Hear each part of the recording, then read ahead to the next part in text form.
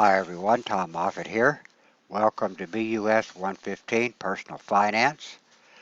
During the next 8 weeks, we're going to be talking about some fundamental concepts and components of managing your personal finances. For example, we'll be talking about creating a personal balance sheet and a cash flow statement. We'll cover budgeting, taxes, credit, insurance, investing, and some areas of estate planning. You'll complete a personal financial plan, which will help you put these topics into practice. When you log in, the first thing you're going to see is the home page, which you see here. I encourage you to take some time to explore each of the menu items over in the left navigation column over here, especially if this is your first online class. Pay special attention to announcements, modules, discussions.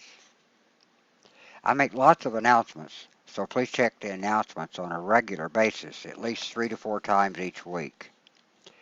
You can get to announcements by clicking on Course Announcements, which is located here, and that'll take you and show you any announcements that have been posted. If you're on the home page, you can also get to announcements by simply clicking the Announcements navigation link. So let's take a look at modules for just a minute. At the very top of the modules page is the course schedule. When you open the course schedule, open this up, you'll see that the assignments for each for the course are separated into modules. So module 1, module 2, and there's 8 modules. Each of the assignments has a due date in the middle column and the points that are associated with that assignment. If you look at Module 1, for example, we begin with an introduction discussion. The initial post is due on August 26th, which is a Thursday, and then replies are due August 29th, which is a Sunday. At least 2 replies are required for each of the discussion assignments. The next assignment you see, the next 2, the 1.3 Chapter 1 Connect assignment and the 1.4 Chapter 2 Connect assignment. And I'll have more to say about Connect in just a minute. But then you also have Chapter 1 and Chapter 2 quizzes. These are all due on 8/29. And then 1.7 in Module 1 is Step 1 of your personal financial plan. There's a complete description. There's 6 steps to the financial plan, and there's a complete description of each step further down on the modules page that I'll show you in just a minute. Well, typically this is what the course calendar looks like. If you look at Module 2 and Module 3, they're structured essentially the same way. And I'll also point out that Modules 2 and Module 3, all of those assignments are due, the discussions are due on 9/2, and the other assignments for those 2 modules are due on 9/5. And we have those 2 modules due at the same time because of the way the school calendar is structured. Normally we do 1 module a week, but in this case we have to do 2 because of the school calendar. Let's go back to the modules page. A little further down you'll see the personal financial plan. This is the rubric. If you open up personal financial plan link, here are the 6 steps. These are also covered in your text, and I'll have more to say about each of those steps. I post announcements about those, and they'll also be covered in the assignments on the modules page. Go back to modules again. Here is a discussion rubric, so you can see the criteria for each of the assignments, each of the discussion assignments.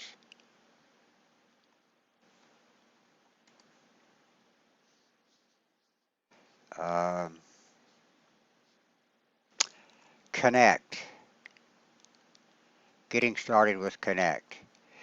When you open this link to get started with Connect, you may see a message like this, and if you do, just simply click on the Getting Started link and it will open for you for any of those assignments.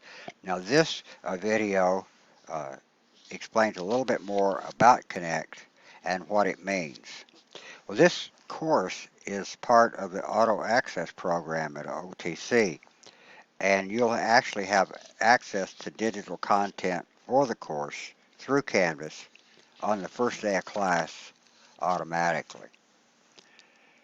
Back over here, we're going to go back to modules. Connect support. If you should have a technical issue and you need to get in touch with Connect support, here is a link to their website, or you can call this 800 number, either one. And I should say that my experience with Connect has really been outstanding. We really don't have very many technical issues, but if we do, they're very responsive to our needs. And so these links work very well. I usually use the phone number, but you're more than welcome to use to access their website also. Another area on the modules page has to do with proctoring. We require at least one proctored event for each course. And our proctored event for this class is the 6.5 Chapter 11 quiz. You'll have a week to complete the proctored quiz. And if you're not familiar with the proctoring requirements, then you can open this link here and review what those requirements are. If you scroll down now to the different modules, you see there's a lot of additional materials in here underneath the description of the assignments. These are here for your benefit. For example, here's a narrated PowerPoint for Chapter 1. Here's a narrated PowerPoint for Chapter 2. There's some additional reading assignments in here that you can take advantage of. These are not required. However, they are there for your benefit. I think you will find the narrated PowerPoint here. Each of those, I think you will find those are especially helpful to you when you're completing each part of your financial plan. Back to the navigation column, here's grades. Here, when you open grades, you'll be able to see what your grades are. Here's the assignment, the due date, the points that are available, and when that assignment is graded, it will be posted here. The Connect assignments and the quizzes are automatically graded, so there's probably not going to be any feedback for those. But the discussion assignments and each step of your personal financial plan, you will get feedback for those. I will give you feedback on every one of those. And when it's been graded and the feedback posted, you'll be able to open the link in here to see what that feedback is.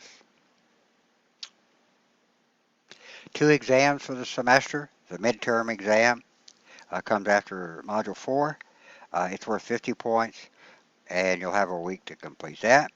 And then the final exam, it's a comprehensive final at the end of the semester after Module 8.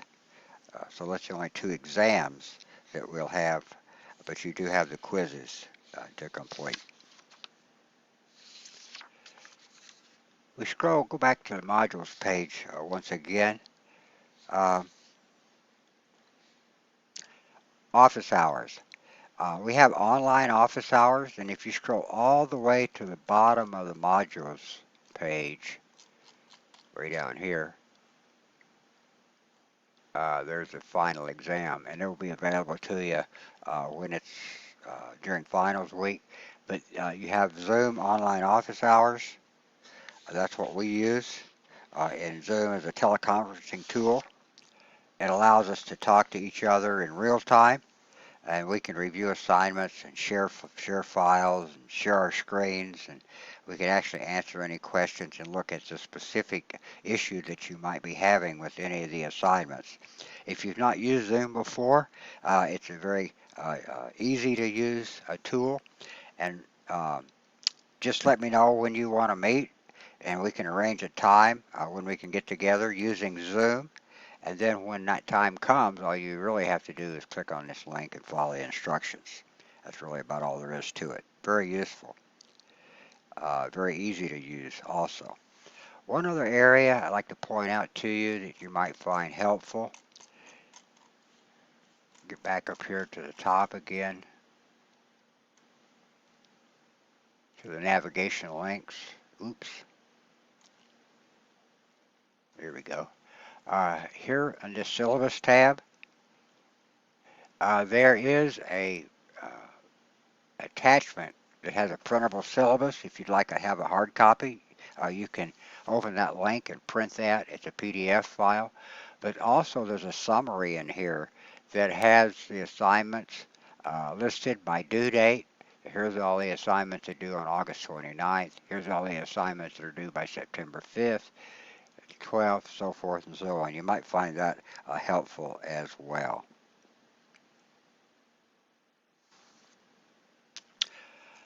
The other area that if you have a question that you'd like to ask, we use, I open up the discussions navigation area, we use an area called Student Commons. So when you open Student Commons, you can post your question in here, click reply, post the question that you have, and then click submit. And what this does, it tells me that you have a question, and I can respond to it. But your classmates can also see what your question is and what the response is, so that if they have a similar issue, then they may get it resolved pretty quickly. But they can also see your question, and if they can have an answer to whatever your question is, then they can get back to you perhaps more quickly than I can. So it's a very useful tool also to post questions about the class. Actually about anything, any of the assignments, any part of the class. But if you have a question of a personal nature, such as grades, then please contact me using the OTC email. And my OTC email address is moffittc@otc.edu. Please use your OTC email for any contact with me. And the reason we do that is because the filters are set up so that the OTC email is often the only messages that get through to me. And so if you use some other email to send me a message, I might not see it. So OTC email is the way to get a message to me. Student Commons, same way. Well, that's enough to get us started. I look forward to meeting all of you, and I will see you online.